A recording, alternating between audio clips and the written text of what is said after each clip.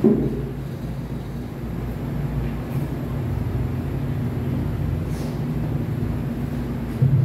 mapagpalang umaga po sa ating lahat.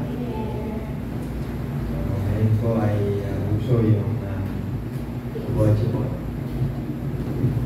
Sasamahan niyo po ako sa panalangin dahil ng Diyos na makapangyarihan sa lahat. Nagpupuri at nagpapasalamat po kami sa umagang ito, sa pagkakataon na binigay mo sa bawat isa sa amin. Aking pong dalangin, Panginoon, na ang iyong banal na Espiritu ang siyang mamuna sa aming kalagitnaan. Tulungan mo po ako sa pag-ahatid ng iyong mensahe. At dalang higit, Panginoon, aking pong dalangin ang mga kapatid na makikinig sa umagang ito. Bukas mo rin po ang kanilang puso, ang kanilang isipan, para maunawaan ang mensahe nito.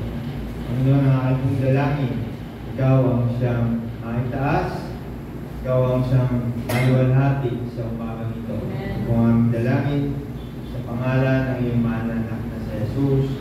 Amen. So sa umaga pong ito ay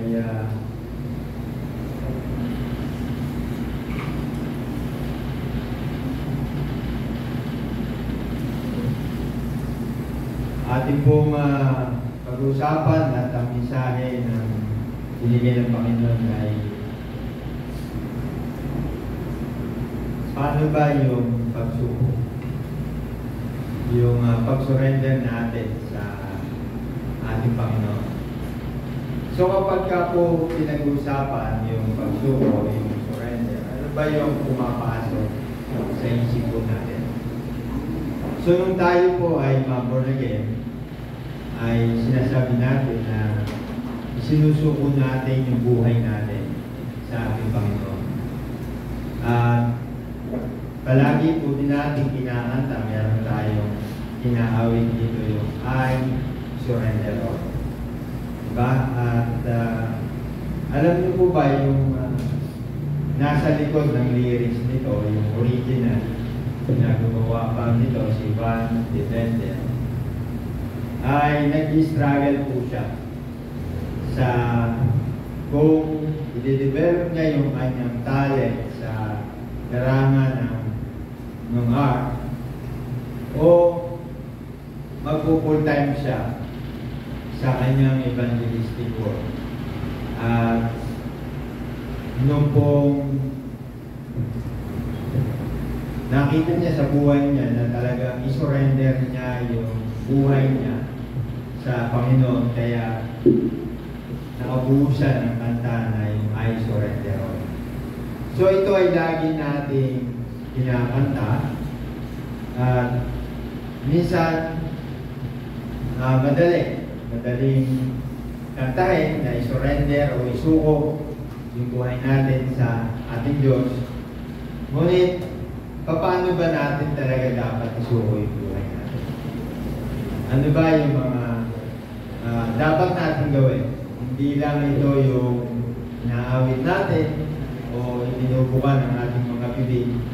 Kapag narinig natin yung katagang pagsuko sa Diyos, surrender to God, ay maaari natin isipin na kapag isinuko ko ba, hihinto na ba yung buhay natin? O talaga, ano ba yung mangyayari sa ating buhay? Ang katotohanan po doon, kapag isinuko natin yung buhay natin, magsisimula tayo mabuhay. Mabuhay na nangangahulugan na merong layunin yung buhay natin. Ibig sabihin nito, magsisimula tayo mabuhay na merong layunin ng Diyos, may itinakda siya para sa atin. Kaya nais natin ay isuko natin yung buhay sa Kanya. Kaya sa umagang ito, yung ating pong teksto ay magmumula sa Santiago, chapter 4, verses 6 to 8. Sabi ko doon, ngunit ang Diyos ay nagbibigay ng higit pang pagpapala. Kaya sinasabi ng kasulatan, ang Diyos ay dapat sa mga mapagmataas. Ngunit, pinagpapala niya ang mga mapagpakumbaba. So maliwanag po doon na ang Diyos, ayaw ng Diyos yung tao na mapagmataas at pinagpapala niya yung tao mapagpakumbaba. Kaya sabi po sa 7, kaya nga, pasakop kayo sa Diyos. Labanan ninyo ang diablo at lalayuan niya kayo.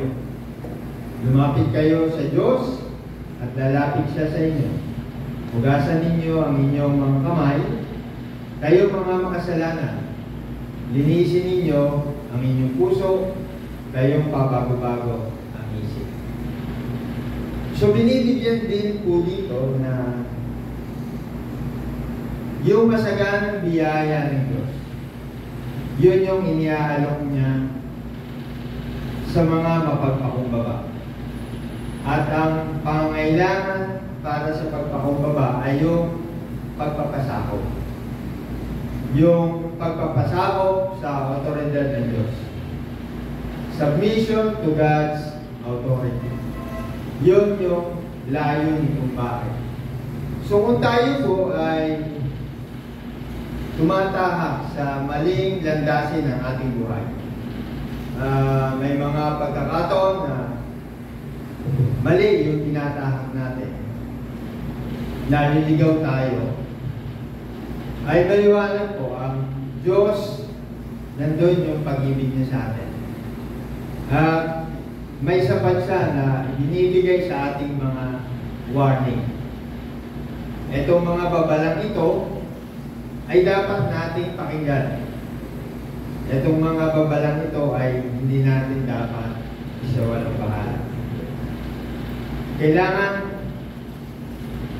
ay isuko natin yung pride natin. At tayo ay bumalik sa ating Panginoon na merong magpapakumbaba. So we have to repent of our pride and return to Him in humility. At binigyan niya tayo ng pangako. Pangako na pwede natin pangako. Sabi po doon, if we confess our sins, He is faithful and just and will forgive us our sins and purify us from all unrighteousness. Sa 1 John 1. So ito yung pangako na kailangan natin panghawakan. Kailangan natin magpakumbaba para tayo ay malaman natin na talaga sinusurrender natin yung buhay natin sa ating Diyos. Madaling sabihin na tayo ay mga born again, pero ito ba na sinuko natin ang buhay natin sa Diyos. So ano po ba yung ibig sabihin ng pagsuko? So ito po, ibig sabihin, sinusuko yung lahat ng mga tinuturing na pag-aari natin. Binibigyan natin, sinusurrender natin sa Kanya. Sinusuko natin yung kung ano meron tayo. Yung ating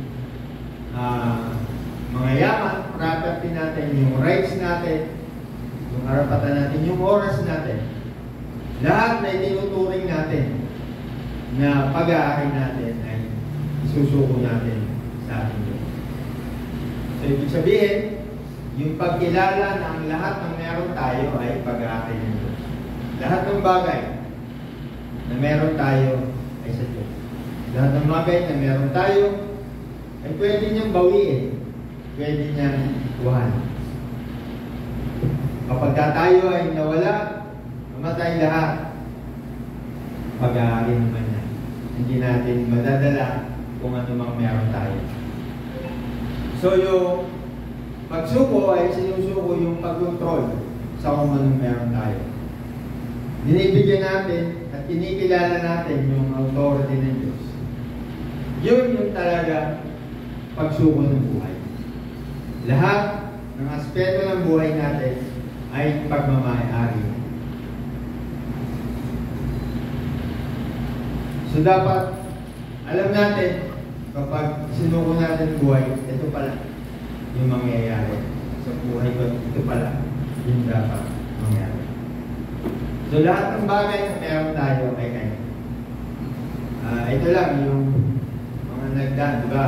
Bumisita tayo, baka may dinalaw natin yung mga mahal natin sa buhay. At yung iba pa nga ay ipinapanalangin pa din nila yung mga namatay na harinaway mapapunta sa kasama ng Diyos kahit 30 taon nang namatay. Pero wala na po magagawa yun. Sabi nga po, ano ba yung ginagawa natin bago tayo mag-exam? Di ba nananalangin tayo bago mag-exam? Hindi yung pagkatapos. So ganun din, kapag patay ka na, hindi mo na yung may papanalangin, wala na mangyayari. Dalawa lang yung pupunta. So lahat ng bagay, pag-aari ng Diyos, control niya.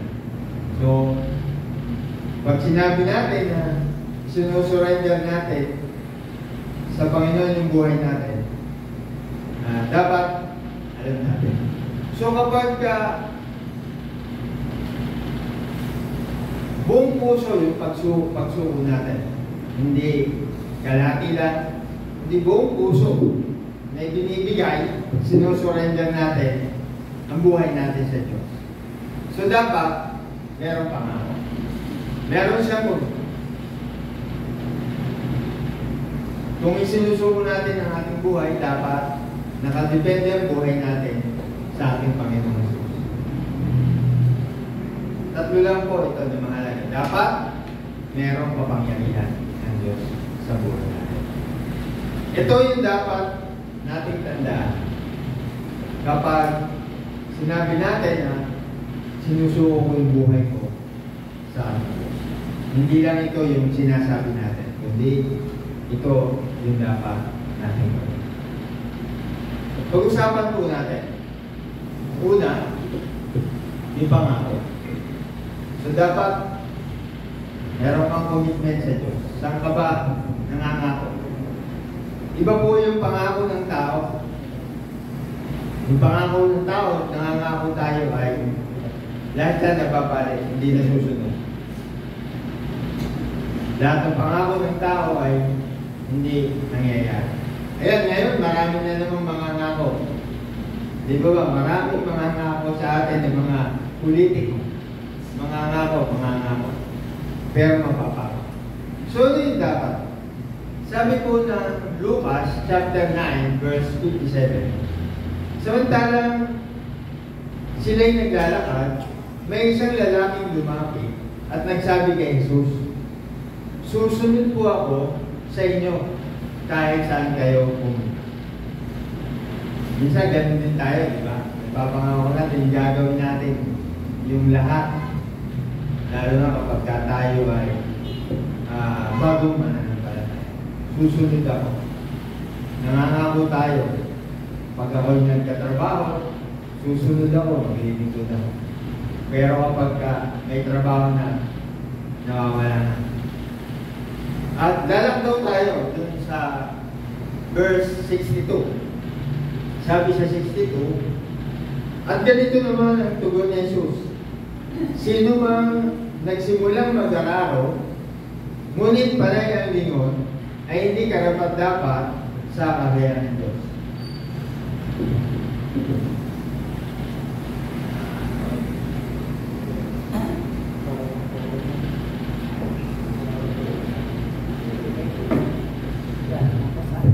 So, nais po ng ating Panginoon Jesus na tayo ay gumawa ng desisyon. Desisyon na sumunod sa Kanya. At pagkatapos ay magsimula at hayaan natin yung mga bagay sa mundo ito na hindi makakahanda sa atin. Kapag tayo ay nalilihis, kapag tayo ay naliligaw, kapag tayo ay natitisod, kapag tayo ay nahuhulog, dapat nating ituon muli ang ating mga puso sa direksyon ng ating Panginoon Jesus at ng kaharian ng Diyos. Sa pagsunod natin marami tayong pagdaraanan. Sa pagsunod natin, marami tayong mga challenges, struggles. At sabi nga doon, dapat hindi ka lilingon, kumbaga yung focus mo ay nasa kanya. Kung nais nating talagang tayo ay sumunod sa ating Diyos. Sundin yung nais ng Panginoon sa ating buhay. So, yung po, ang pangako ay pagsunod kay Jesus. Ito yung commitment talaga. Na tayo ay susunod sa Kanya. Ito yung dapat na pagtuunan natin ng pansin. Yung ating pangako na susunod tayo sa ating Diyos. So sa pagsunod po natin, merong mga prinsipyo yung pangako na dapat natin gawin. Una, dapat ginagawa yung nais ipagawa ni Jesus. Ang buhay ko, ang buhay nyo, ay hindi na tungkol sa ating sarili, kundi tungkol sa kung ano ang ginagawa at gusto ipagawa sa atin ng Diyos. Doon tayo naka-focus kapag nais natin isuko yung buhay natin sa atin. Total surrender. Ang buhay natin ay tungkol sa Kanya, hindi na sa ating sarili. Lahat ng atensyon at nais natin para sa kalwalhatian ng Diyos. Kaya po, sabi po sa Gawa, chapter 20, verse 24, subalit walang halaga sa akin ang aking buhay. Magawa ko lamang ang aking tungkulin at matapos ang gawain tinanggap ko mula sa Panginoong Hesus. Ang pagpapahayag sa magandang balita. Napahayag sa magandang balita tungkol sa kagandahang loob ng Diyos para sa tao. Ito pala yung pinaka-good ng dapat natin gawin. Kung tayo ay ngayon po ay yung pag-share ng salita ng Diyos, maaabot na niya talaga yung kahit nasaan dahil sa technology natin yan. Dahil sa internet. So wala nang dahilan na hindi natin maririnig yung salita ng Diyos. Wala nang rason na hindi natin narinig. Kasi marami ng paraan, marami ng pwedeng gawin ng bawat isa sa atin.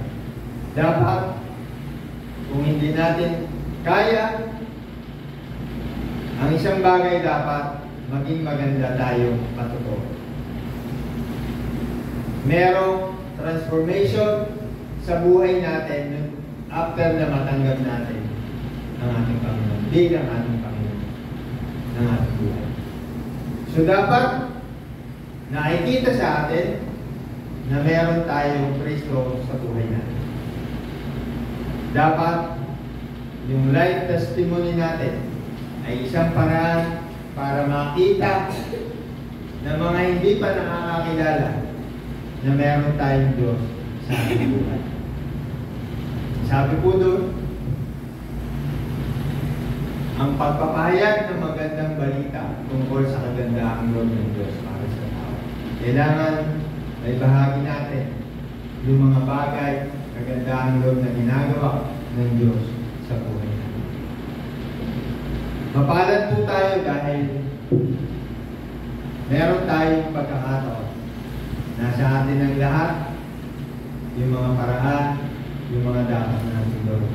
Isang bagay na lang kundi isuko natin yung buhay natin sa ating Diyos. Dahil iba na po ang takbo ng panahon ngayon. Titingnan natin lahat na ng mga signs, yung pagdating na nandito na lahat. Kaguluhan, yung mga nangyayaring mga kalamidad, grabe na. Saan mang lugar, hindi lang dito. Kung napanood nyo yung news, yung nangyayari baka sa Spain, grabe yung naranasan nila doon. So, hindi lang sa atin. Ito yung mga signs na talagang kailangan tayong maging handa sa spiritual natin. Ano yung ikalawa na prinsipyo?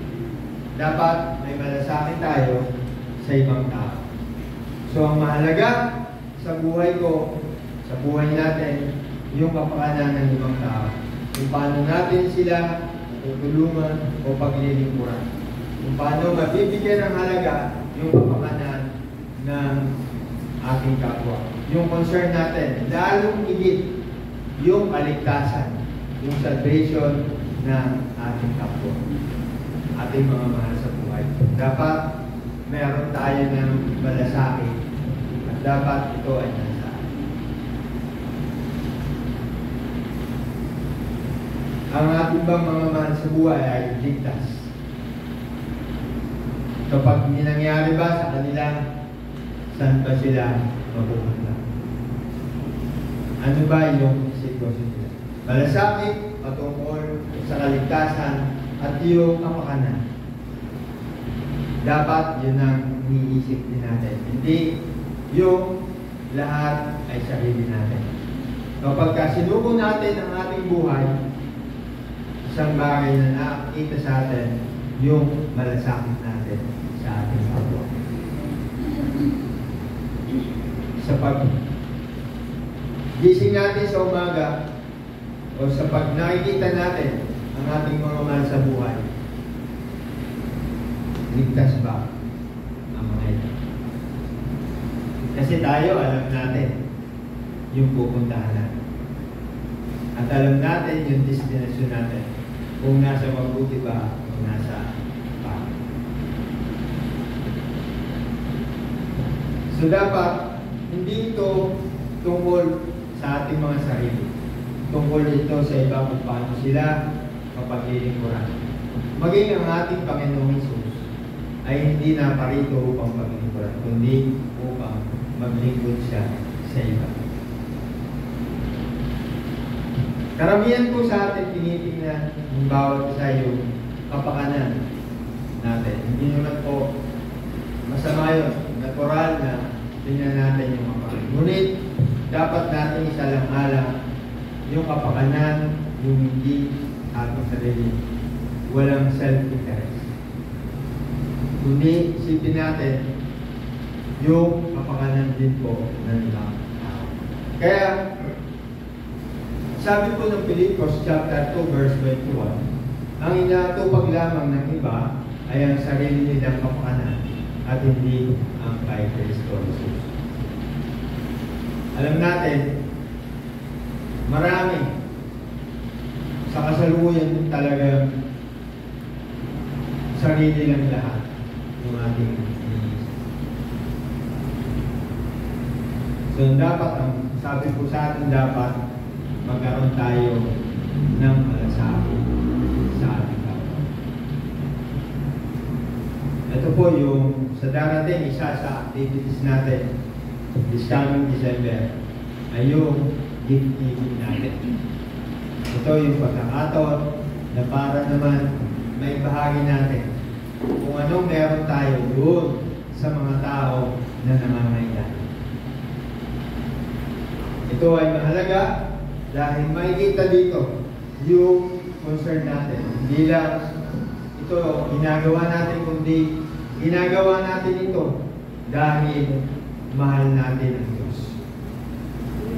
Paghanda natin ito.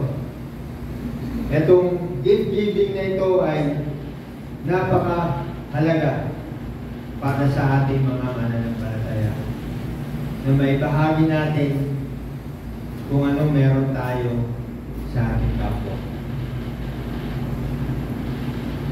Mapalad tayo kung ikukumpara nyo ito sa mga iba. mga tao na nakakaranas talaga ng paghihirap. Nakakaranas ng mga bagay na hindi natin nakaranasan. Kaya ito po yung pagkakataon na bukas yung puso natin na maibigay kung anumang kakayahan meron tayo. At tandaan po natin na yung pagbibigay natin ay ginagawa natin dahil sa pag-ibig natin sa Diyos. Ginagawa natin ang pagbibigay hindi kanino man sa mga leaders o ginagawa natin ito dahil sa pagmamahal natin sa Diyos.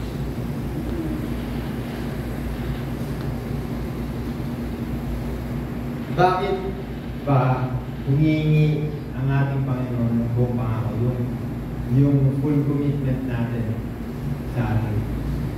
Bakit ba nais na ito? Kasi sabi po ng Mateo chapter 6 verse 24, walang alipin makapaglilingkod sa dalawang Panginoon, sapagkat kapopotan niya ang isa at iibigin ang ikalawa. Paglilingkuran ng tapat ang isa at hahamakin ang ikalawa. Hindi ninyo maaaring paglingkuran ng pareho ang Diyos at ang kayamanan. Ibudot, walang alipin makapaglilingkod sa dalawang Panginoon. So, ang pangunahin pong prioridad ng isang tao ay maaaring tao at maaaring sa Diyos. Sa Diyos o pera o kayamanan. Ngunit hindi ito maaaring pareho natin paglingkuran o pagpilitin o biglan ng prioridad.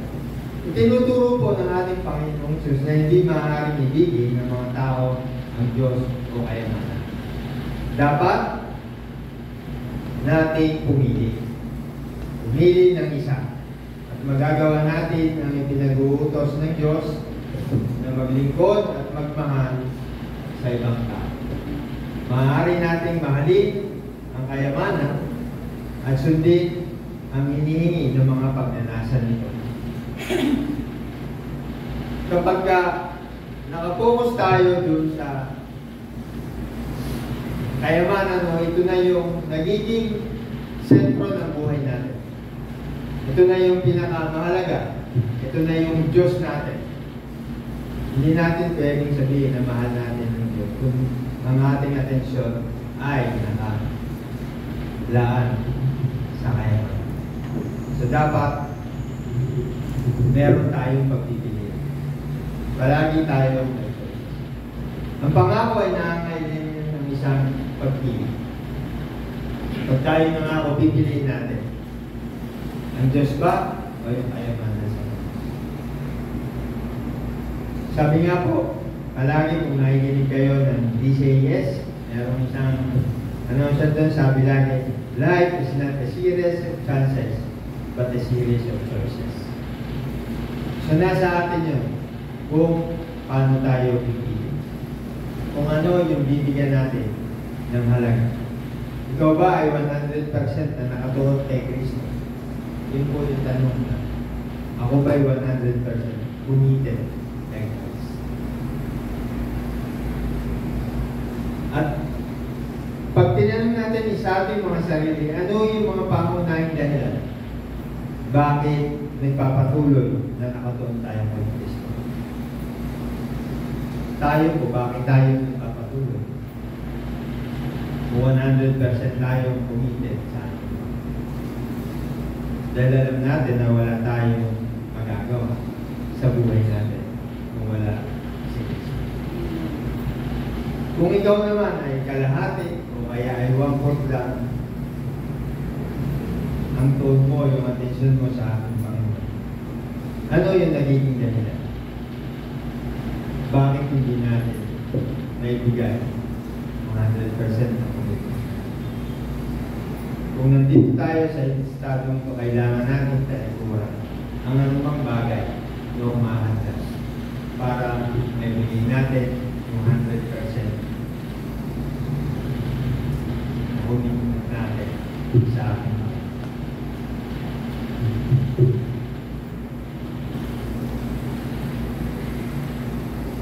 yung ikalawa.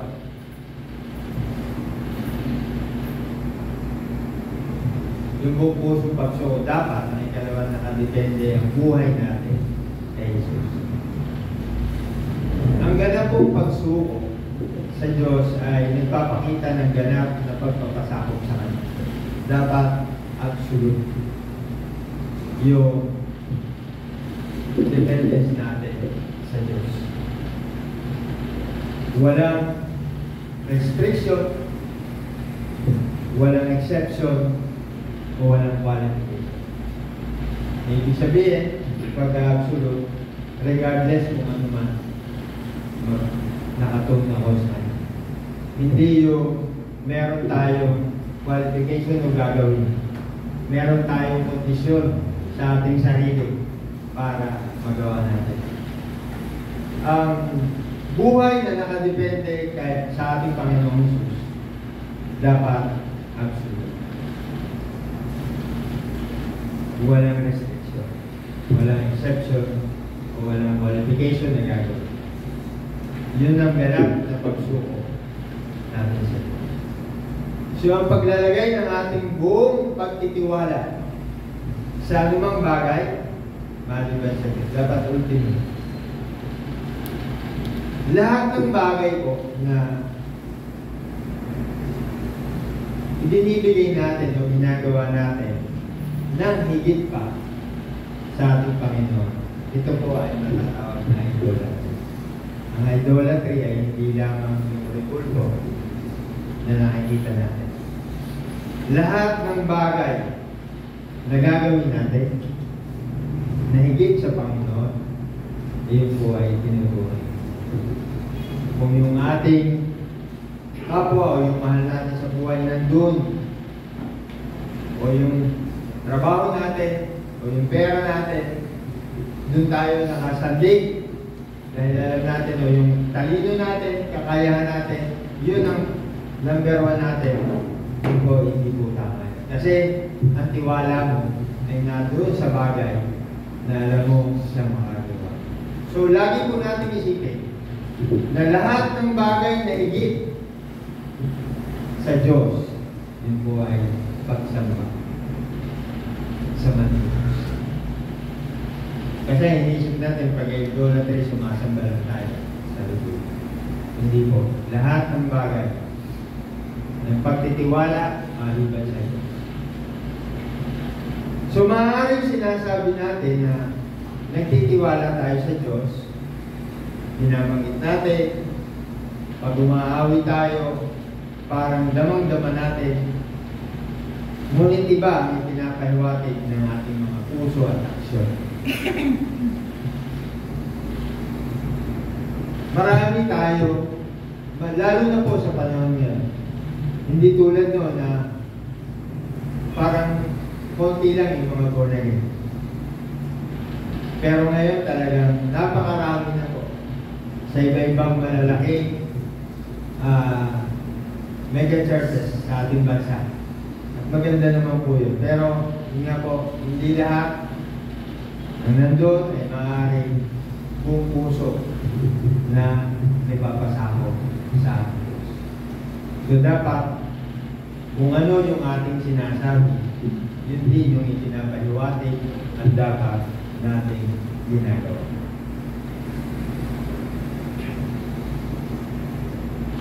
Ito po yung halimbawa. Sa Daniel chapter 6, verse 16, sabi po doon, dahil dito, iniutos ni Haring Dario na ihulog si Daniel sa kulungan ng mga Diyan.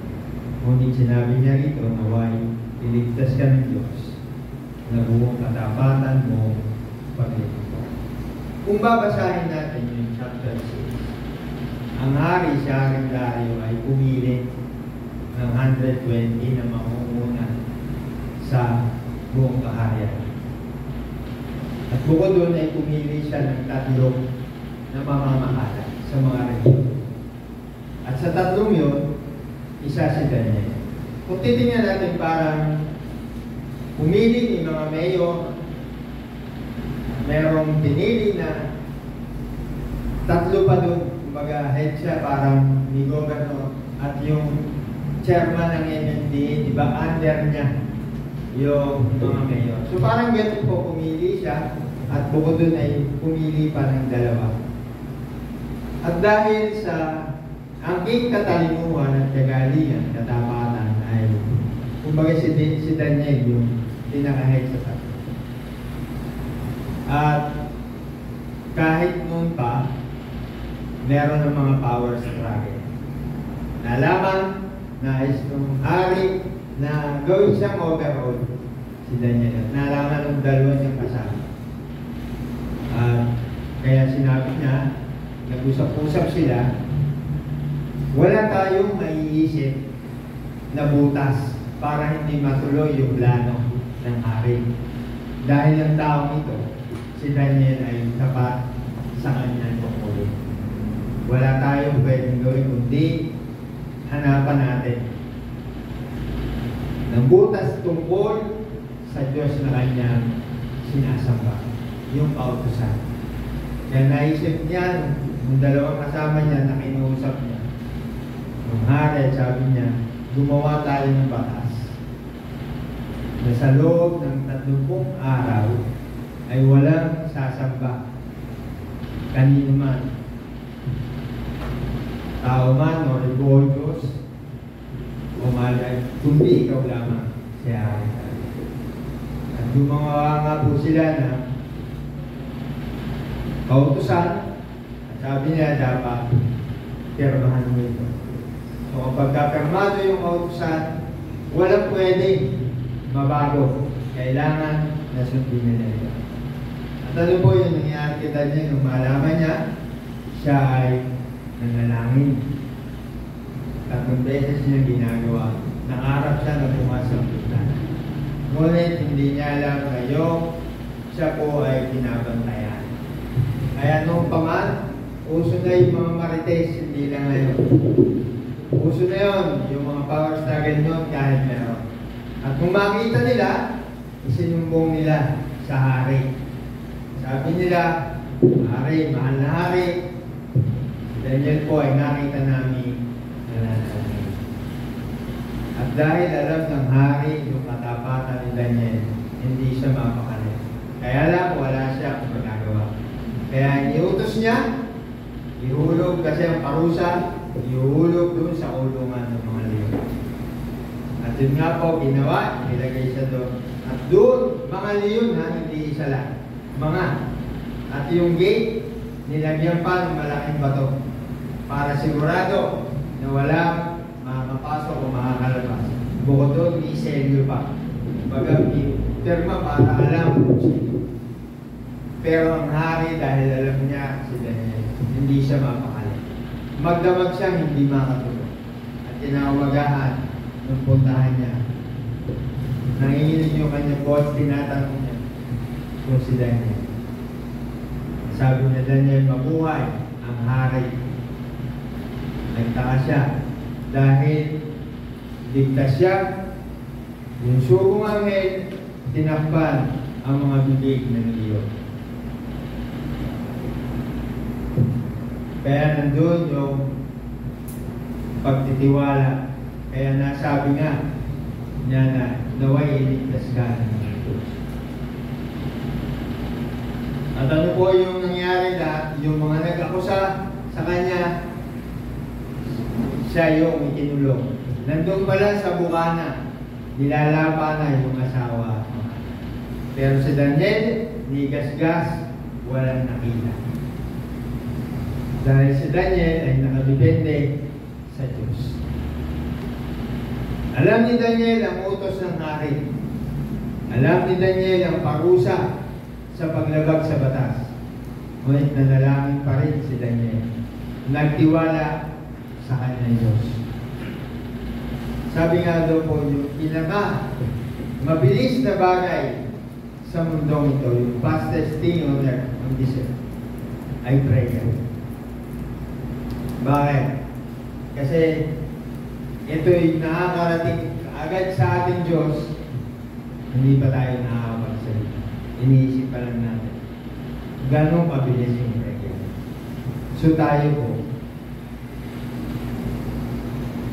Ano yung sitwasyon natin? Ipagpapalit ba natin yung nais ng Diyos sa buhay? Total dependence. Dahil alam natin, kung bibigyan natin ito ng doon at magtitiwala, nakadepende yung buhay natin sa Kanya. Ano mang sitwasyon, yung plano natin sa ating buhay, yung mga minimiti natin, lahat ng mga dreams natin, mga nais natin sa ating buhay, yung gagawin natin, nakadepende ba ito sa plano ng Diyos? Si Daniel, ano man yung parusa, nakadepende siya sa Diyos. Kaya nakita natin kung paano siya iniligtas. Kung ang Diyos noon ay nagligtas kay Daniel, ang Diyos noon ngayon at magpakailan natin pareho. So maaaring sa sitwasyon natin, may mga pagkakataon tayo na parang nakakulong tayo. Pero tandaan po natin na kung tayo ay nakadepende sa Diyos, yung ating mga tayong mananalangin, luluhod at hihingi ng tulong, walang imposible sa atin.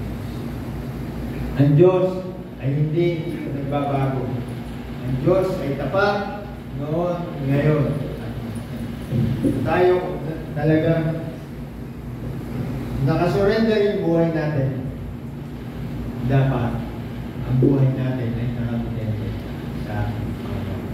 Ano man yung ating mga nais sa buhay natin, dapat nandoon yung pagtitiwala natin sa Diyos. Ano man yung mga minimiti natin sa ating buhay, nakadepende dapat ang lahat ng ito sa atin. Ano po yung ito dapat may kapangyarihan ng Diyos. Ang pagsuko po sa Diyos ay nagbibigay sa atin ng tatlong bagay. Bibigyan tayo ng kapangyarihan para gamitin ito.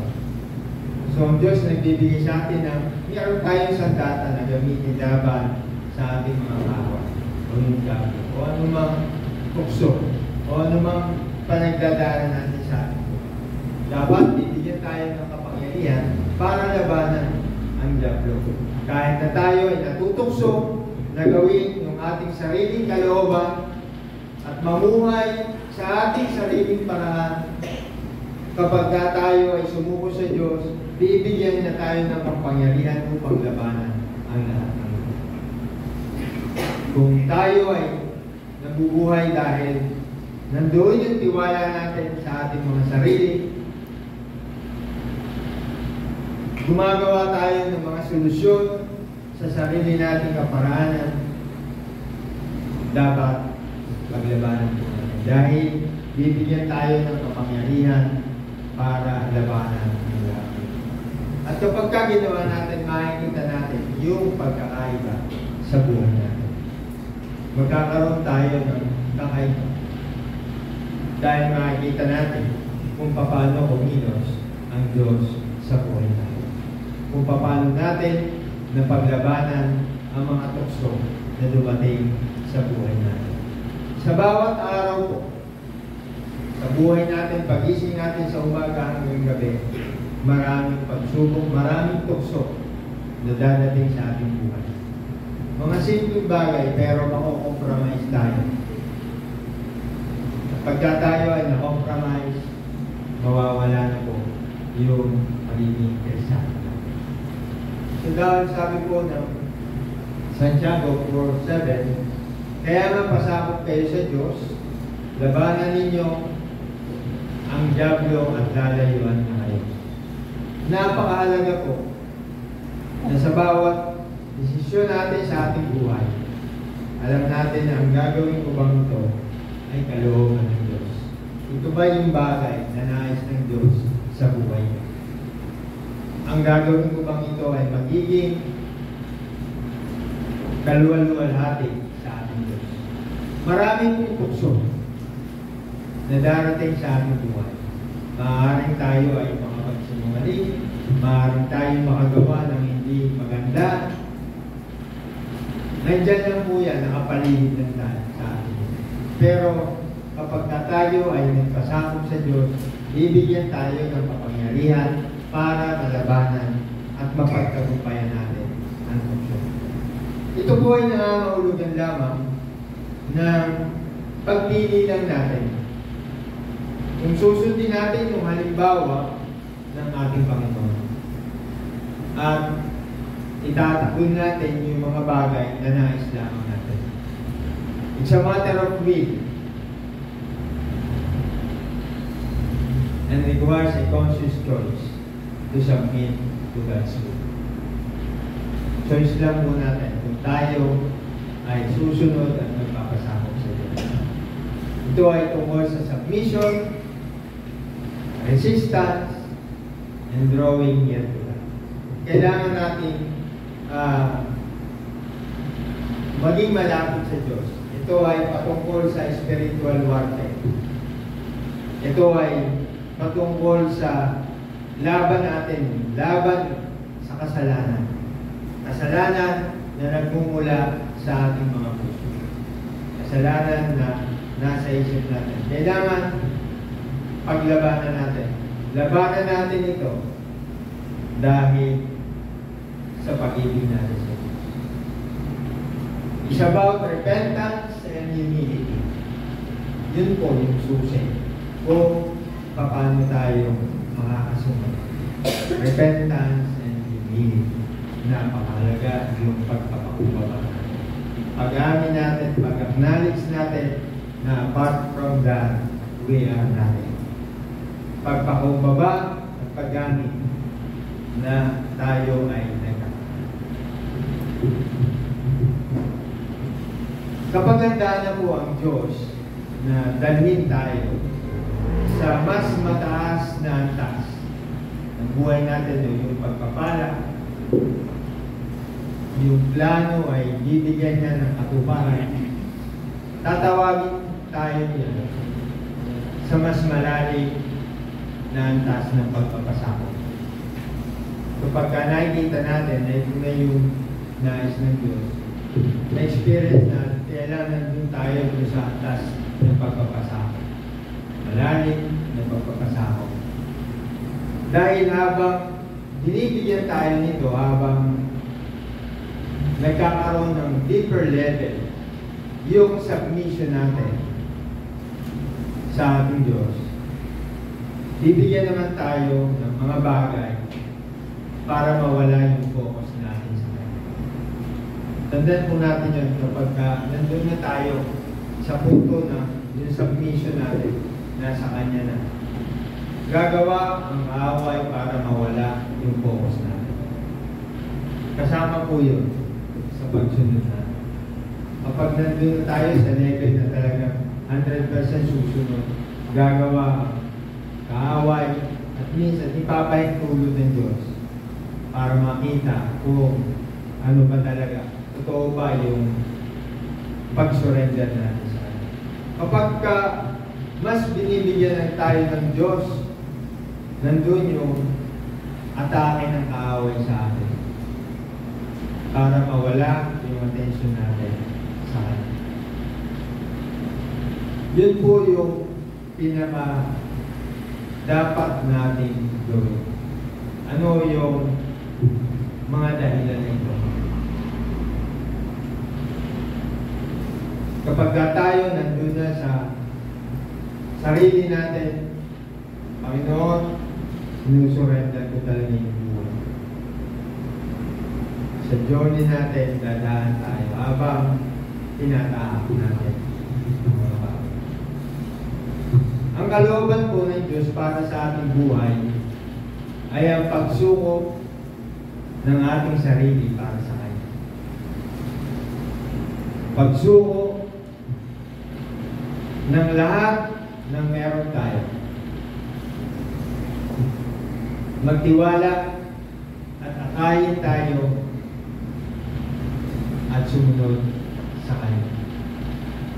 Yun po yung isang bagay na dapat natin tandaan. Na yung kalooban ng Diyos para sa ating buhay ay ang pagsuko natin sa ating mga sarili.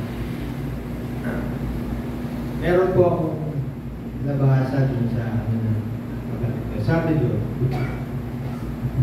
maaaring ipinanganak ka sa simbahan, maaaring naglilingkod ka sa simbahan, maaaring yung iba ay nagpakasal sa simbahan, namatay sa simbahan, at napunta pa rin sa impyerno. Dahil nasa simbahan ka lamang at hindi kay Kristo. Kailangan tayong ipinanak ng muli at pasanin natin ang Patmos. Maaaring marami ang may relihiyon, ngunit walang kaugnayan sa buhay. Madali na tayo ay makita, ngunit ang isang susi ay hindi tayo nakasako ang buhay natin sa Diyos. Kailangan buong puso tayo makasako. Total surrender sa Diyos. Kasi kapag ka po ito yung ginawa natin, hindi sabihin na acknowledge lamang natin na ang Diyos ang may kapangyarihan na mag-control ng buhay natin. Ang Diyos ang siyang magbibigay sa atin ng tamang direksyon kung tayo ay magpapasako sa Kanya. Ang Diyos ang siyang magtutuwid kung ano man ang kamaling niyang nagawa natin. Ang Diyos ang siya magbibigay sa atin ng tamang direksyon sa buhay natin kung tayo ay buong puso magpapasako at isusuko natin ang buhay natin. Yung pagsuko ng buhay, hindi lamang ito nung unang tanggapin natin ang Diyos bilang ating Panginoon. Kung buong puso tayo nagpapasako, buong puso yung pagsuko natin, makakasigurado tayo na meron tayong kapayapaan sa ating puso. Ano man yung pinagdaraanan natin, ano man yung sitwasyon, ano man yung magaganap sa buhay natin, kung tayo ay nakadepende sa ating Diyos, mawawala yung pangangamba natin. Mawawala yung takot natin. Dahil alam natin na kasama natin ang Diyos. Tayo po, kapag tayo ay merong mga nararamdaman, meron tayong mga sakit, ako tayo, normal lang po yun. Na tayo ay makaranas ng pangamba, na tayo ay makaranas ng takot. Ngunit, kung tayo ay nakadepende sa ating Panginoon, bibigyan niya tayo ng kapayapaan. Bibigyan niya tayo ng kapahingahan. Sa pagtahang natin sa buhay natin yan, ibang-iba na po ang buhay natin.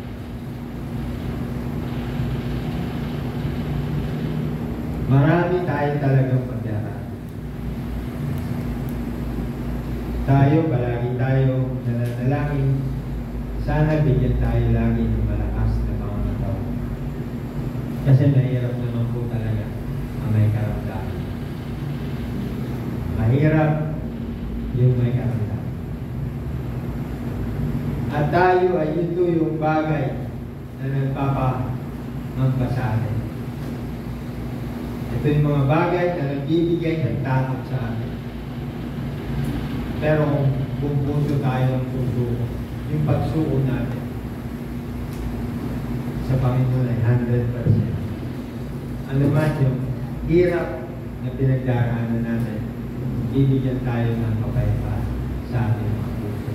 Mahalaga po yun na meron tayong kapayapaan. Na kung ano man ang mangyari, alam natin kung saan tayo matutulog. Napansin niyo po ba yung mga news sa TV? Yung mga nicho nakalubog sa tubig, yung iba naman napakagaganda. Pero isa lang naman yun. Pare-parehas lang yun na namatay. Ang tanong lang doon, kapag ka namatay, nasaan ka ba? Nasaan ba yun? Minsan nakakalungkot marami. Siguro mga mahal natin sa buhay, di ba? Yung mga hindi nakakakilala. Hanggang ngayon ay ipinapanalangin pa rin nila yung kanilang mahal sa buhay na nawa ay makasama. So tako tayo. Tako tayo sa mangyayari sa buhay natin. Normal po yun na pumasok sa isip natin. Pero kung tayo ay nakadepende sa ating Panginoon, iba pong kapayapaan yung ibibigay sa atin. Ibang papahinga na. Dahil alam natin na siya lamang yung sandigan po natin. So kung ano naman po yung mga pinagdarahanan natin, nanghihina tayo, spiritually, mentally, physically, idepende lang natin yung buhay natin. Panalangin, huwag natin kalimutan yung panalangin. Lumapit tayo sa Kanya. Dahil sa lamang yung tanging natin pag-asa. Mapalad po tayo. Kita ko sa mga mukha nyo yung kalangasan at kasiyahan. So patuloy lang natin na tayo ay magpasakop sa ating Diyos. Dahil kung iisipin natin, tumingin lang po tayo sa kapaligiran natin. Manood lang tayo ng mga news at ikumpara mo yung sitwasyon mo sa kanilang mga buhay. Mapalad mo. Sabi nga nila, yung mga nasalanda, hindi namin alam kung paano kami magsisimula. Hindi namin alam kung paano sisimulan yung buhay. Kaya tayo, nakaranas tayo ng kaunting baha, panay mo rin natin, pero pag tinignan mo sila, ibang baha yung dumating sa kanila. Lubog yung kanilang mga bahay. Pag makikita mo yung sa barrio, yung na Sister Road, sa Lemery, malalaki po ang bahay doon. Kasi mga maraming nasa abroad. Isipin po nyo ilang taon nilang pinaghirapan nyo. Tapos lubog na. Kaya tayo yung kaunting baha, parang reklamo na tayo. Mapalad tayo yung lang yung nangyayari sa atin. Mapalad tayo dahil pagkatapos, may lakas pa tayong maglinis. Nakakadalo, nakakaawit, ganun kabuti ang Diyos.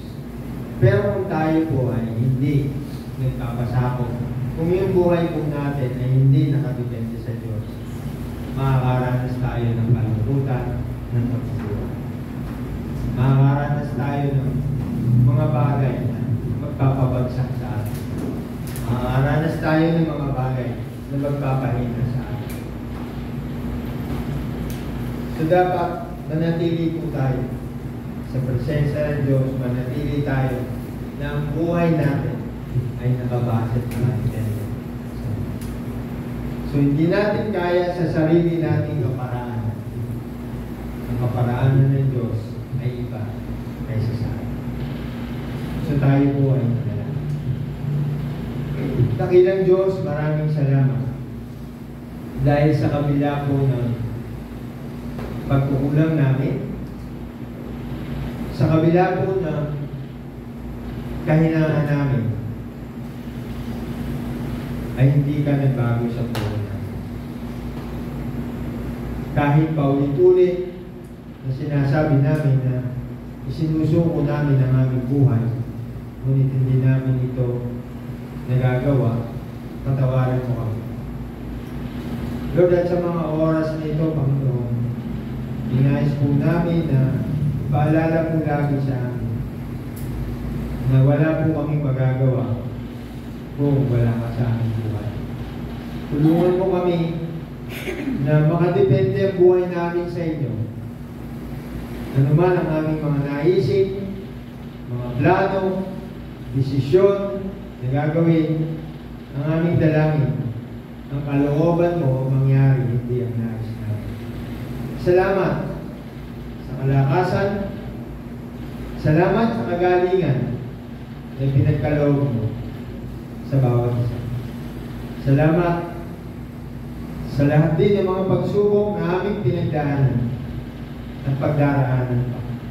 Dahil alam namin na sa bawat pagsubok, kasama ka namin. Sa bawat pagbagsak namin, kasama ka namin, Panginoon, na Ikaw ang siyang mag-aangat sa amin. Na Ikaw ang siyang magbibigay sa amin ng kalakasan upang mapagtagumpayan namin. Panginoon, ang dalangin namin, tulungan mo kami na makapamuhay ng meron kong katapatan. Tulungan mo kami na sa bawat desisyon na gagawin namin, sa anumang mga plano, ang kalooban mo ng siyang mangyari. Panginoon, kapag dumarating yung panghihina, pag dumarating yung oras na nawawalan kami ng pag-asa, oras na nanghihina kami, akapin mo kami, Panginoon. Akapin mo kami upang hindi kami makabitaw sa iyo. Lord, salamat dahil sa kabila ng aming kakulangan, ang kabutihan mo ay hindi nagbabago. Salamat sa kabila ng aming mga pagkakamali, pagkukulang, pag-aalinlangan. Salamat dahil ang pag-ibig mo ay tapat. Salamat, Ikaw ang siyang nagpo-provide sa lahat ng aming mga pangangailangan. Lalong higit, Panginoon, tulungan mo kami na sa buhay namin, lagi namin maisip ang aming kapwa. Magkaroon kami ng malasakit, lalong higit sa kanilang mga kaligtasan. Panginoon, tulungan mo ang bawat isa na magkalakas ng loob na may bahagi ng kabutihan na ginagawa mo sa aming mga buhay. At tulungan mo rin kami na kami ay maging ilaw at asin ng sanlibutan ito. Maging isang magandang patuto ang aming mga buhay. At nawa, Ikaw ang makita sa amin, hindi ang aming mga sarili. Kaya Panginoon, sa iyo po ang lahat ng papuri, sa iyo po ang lahat ng pasasalamat sa pangalan ng iyong mahal na Jesus.